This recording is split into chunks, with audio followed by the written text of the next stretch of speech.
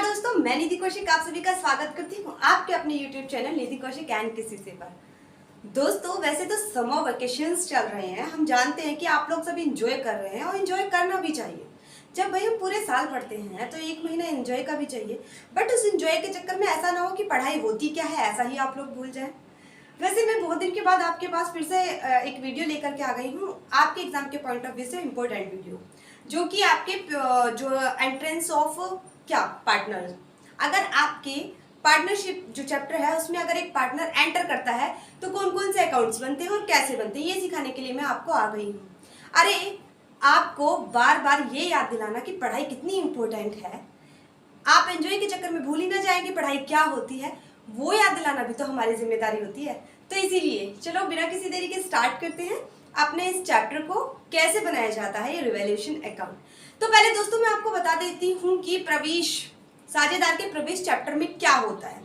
First of all होता ये है कि जो मैंने आपको साझेदारी के बारे में अच्छे अच्छे पॉइंट्स वगैरह जो सिखा दिए हैं या फिर उसके जो बेसिक कॉन्सेप्ट्स आपको मैंने सिखा दिए हैं, उसके बाद आता है सेकंड चैप्टर पार्टनरशिप का, पार्टनर्स एंटर ऑफ पार्टनर। यानी कि एक साझेदार में अगर कोई नया एक साझेदारी संस्था के अंदर कोई नया साझेदार आना चाहता है तो उसके लिए कौन कौन से अकाउंट्स बनेंगे, क्या कंडीशंस अप्लाई होंगी, क्या रूल्स फॉलो करने पड़ेंगे। तो सबसे पहले मैं आपको बता दूं, इसके अंदर आपको 4 अकाउंट्स बनाने पड़ेंगे।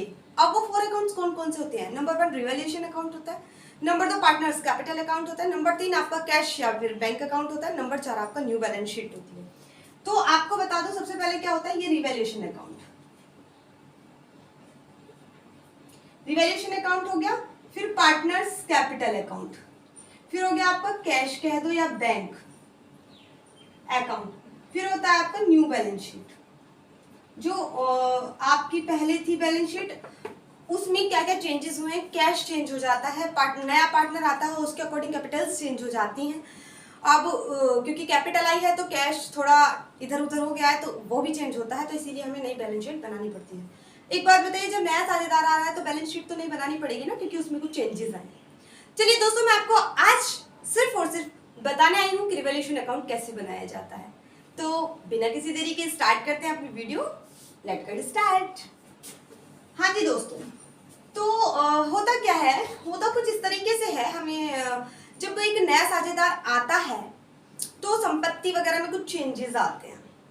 ठीक है, आपको मतलब संपत्ति में चेंजेस नहीं आते हैं। कुल मिला के अगर मैं बोलूं तो आपकी एक एडजस्टमेंट होती है, आपके जो क्वेश्चन में होता है कुछ समायोजनाएं दी हुई होती हैं। आपको एक बैलेंस शीट बना करके दे के रखता है। बैलेंस शीट में क्या होता है, लेफ्ट हैंड पे आपका मतलब इस तरफ से काउंट करें तो लेफ्ट हैंड पे आपका क्या होता है, लायबिलिटीज, और राइट हैंड पे आपका होता है आपका एसेट्स। वो होती है आपकी बैलेंस शीट। उस बैलेंस शीट के थ्रू, उस बैलेंस शीट के नीचे जस्ट क्या होता है, उसके जस्ट नीचे आपकी एडजस्टमेंट होती है। आप उस एडजस्टमेंट को कैसे एडजस्ट करना है, कहाँ एडजस्ट करना है, उसके लिए हमें बनाना पड़ता है रिवैल्यूएशन अकाउंट। रिवैल्यूएशन का हिंदी में अर्थ होता है पुनर्मूल्यांकन खाता। यानी कि अब क्या करना है, हमें रिवैल्यूएशन अकाउंट बनाने के लिए सबसे पहले हमें उन समायोजनाओं को इसके अंदर सम्मिलित करके दिखाना है। क्या क्या चेंजेस हुए हैं उनको यहाँ पर राइट डाउन करना है। किसके अंदर? रिवैल्यूएशन अकाउंट के अंदर। तो कैसे करना है, जस्ट समझाने के पर्पज से मैं ये वीडियो बना रही हूँ। फिर इसके बेस का मैं क्वेश्चन आपको नेक्स्ट वीडियो में करके दिखा दूंगी। उसके बाद फिर मैं ऐसे ही मैं जैसे मैं प्रोसेस चलाती हूँ कि भाई फिर पार्टनर्स कैपिटल अकाउंट का मैं परफॉर्मा आपको सिखाऊंगी, उसके बाद उसके बेस का एक क्वेश्चन करके दिखाऊंगी, नेक्स्ट ऐसे ही स्टेप फॉलो करते रहेंगे। आपको सिर्फ मैं आज सिर्फ और सिर्फ रिवैल्यूएशन अकाउंट के बारे में ही बताने आई हूँ। तो रिवैल्यूएशन अकाउंट बनाने के लिए मैंने आपको बताया कि आपकी पुरानी बैलेंस शीट होती है, ओल्ड बैलेंस शीट होती है, उसके जस्ट नीचे आपकी एडजस्टमेंट होती हैं। उन एडजस्टमेंट को एडजस्ट करना होता है हमें रिवैल्यूएशन अकाउंट। तो दोस्तों, वो जो आपकी एडजस्टमेंट होती हैं, समायोजनाएं होती हैं, उसके अंदर 2 ही चीजें होती हैं, या तो एसेट से रिलेटेड या तो एसेट से रिलेटेड या फिर लायबिलिटीज से रिलेटेड, और कभी कभी रिजर्व से रिलेटेड। तो मैं आप लोगों को बता दूं, अगर आपकी एसेट्स में बढ़ोतरी या फिर कमी हुई है, क्या बढ़ोतरी या फिर कमी हुई है, इंग्लिश में बोले तो अगर आपके एसेट्स इंक्रीज हुई हैं या फिर डिक्रीज हुई हैं, इंक्रीज होने पर कहाँ लिखा जाएगा, डिक्रीज होने पर कहाँ लिखा जाएगा, ये हम आपको अच्छे से क्लियर कर देते हैं। परफॉर्म में जो आप रटते हो ना, ऐसे आंख बंद करके रटते चले जाते हो, वो करना ही नहीं पड़ेगा, क्योंकि हमें उसके पीछे का लॉजिक समझ में आ जाएगा। तो मैं आप लोगों को बता दूं, सबसे पहले यहाँ पे आपको डालना होता है पर्टिकुलर्स, और यहाँ पे अमाउंट, फिर से पर्टिकुलर्स, और फिर यहाँ पे अमाउंट। ठीक है दोस्तों, आपकी अगर एडजस्टमेंट के अंदर, अब ये आपको कैसे पता चलेगा कि इंक्रीज हुआ है कि डिक्रीज हुआ है, वो आपको पता चलेगा आपकी ओल्ड बैलेंस शीट के थ्रू। क्या होगा, अगर आपकी एडजस्टमेंट यानी कि समायोजना के अंदर बोला हुआ है कि फर्नीचर 1500 रुपए से बढ़ा, तो आपको समझ में आ गया कि इंक्रीज हो रही है, बढ़ोतरी हो रही है। ठीक है, लेकिन वहीं आपको आ गया कि आपका फर्नीचर जो मतलब है, संपत्ति है, जो फर्नीचर है वो 15,000 की हो गई है।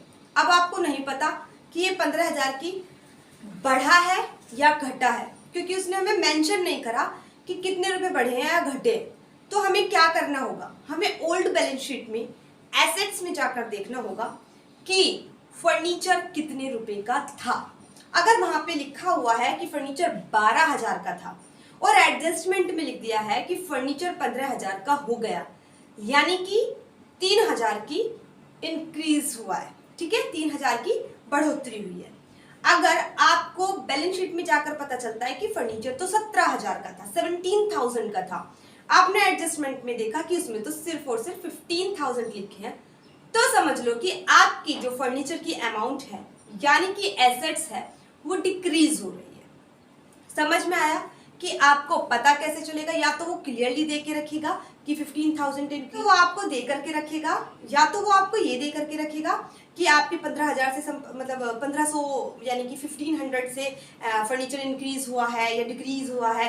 अगर ऐसे नहीं देकर रखेगा तो उसका भी लॉजिक हमने आपको बता दिया। आप ओल्ड बैलेंस शीट में जाइएगा, वहां पर देखिएगा कि वहां पर कितने रुपए की वो फर्नीचर है या जो भी एसेट्स है या लाइबिलिटीज है, और आपकी एडजस्टमेंट कितनी है।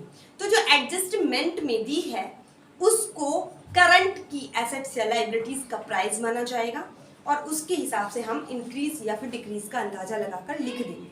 तो अब मैं आपको बता देती हूँ, अगर आपकी एसेट्स इंक्रीज होती है, क्या, अगर आपकी एसेट्स इंक्रीज होती है यानी कि इंक्रीज होती है अगर एसेट्स, तो वो आएगी यहाँ पे। अगर आपकी एसेट्स डिक्रीज होती है तो वो आएगी डेबिट साइड में। ठीक है, एसेट्स याद हो गई। अगर आपको एसेट्स याद है ना, तो जस्ट इसका अपोजिट कर दो, लाइबिलिटीज। अगर आपकी लाइबिलिटीज इंक्रीज होती है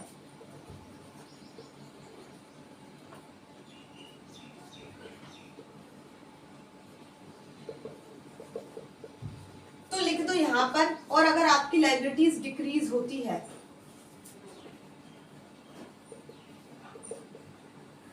तो लिख दो यहां पर।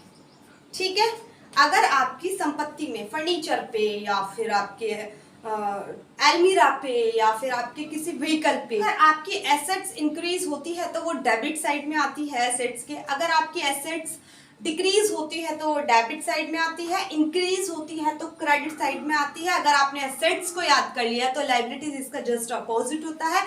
अगर आपकी लाइबिलिटीज इंक्रीज होती है तो डेबिट साइड में, डिक्रीज होती है तो क्रेडिट साइड में। दोस्तों सिर्फ और सिर्फ उसमें वो अमाउंट आएगी जितनी वो बढ़ी या घटी है, फुल अमाउंट नहीं आएगी। अगर मैंने बताया कि फर्नीचर 15,000 है, आपने ओल्ड बैलेंस शीट में चेक किया 17,000 था, तो आपकी 2,000 की एसेट्स घटी है ना, तो मात्र वो 2,000 रुपीज ही डिक्रीज वाले यहाँ पर आएंगे। अगर आपकी इंक्रीज हुई है तो मात्र वो 2,000 इंक्रीज वाली अमाउंट ही यहाँ पर आएगी। मैं आपको कुल मिलाकर के बता देती हूँ, चाहे वो इंक्रीज हो चाहे डिक्रीज हो, वही अमाउंट आती है जो इतना बढ़ा या फिर घटा है। जस्ट जैसे लाइबिलिटीज है ऐसे रिजर्व्स, अगर आपके रिजर्व्स डिक्रीज हो रहे हैं तो वो यहाँ आएंगे, अगर आपके जो रिजर्व्स हैं वो इंक्रीज हो रहे हैं तो यहाँ आएंगे। फिर आपका यहाँ पर बैलेंस निकाल दिया जाएगा। अब जब आप यहाँ पर बैलेंस निकालोगे, बैलेंस करने की प्रक्रिया बहुत अच्छे से मैंने आपको समझा रखी है। अगर आपकी बैलेंस निकालने की प्रक्रिया मैंने बहुत अच्छे से समझा रखी है आप लोगों को। अगर आपका बैलेंस यहाँ बचता है तो आपका होता है लॉस, अगर आपका बैलेंस यहाँ पे बचता है तो आपका होता है प्रॉफिट।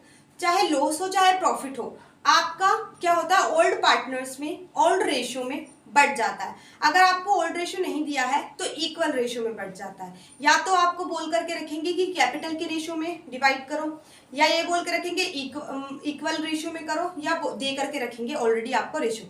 अगर आपको जिस भी हिसाब से रेशियो दिया उस हिसाब से आपको यहाँ पर वो डिस्ट्रीब्यूट करना है, ठीक है। तो जब वो यहाँ पार्टनर्स को पी एंड एल डिस्ट्रीब्यूट कर दोगे आप, मान लिया ए हो गया बी, और बी का तुमने यहाँ पर डिस्ट्रीब्यूट कर दिया। अब यहाँ रिवैल्यूएशन अकाउंट का जो प्रॉफिट है ये कहाँ ट्रांसफर कर दिया जाएगा? आपके पार्टनर्स कैपिटल अकाउंट के क्रेडिट में। कहाँ पर? पार्टनर्स कैपिटल अकाउंट के क्रेडिट में।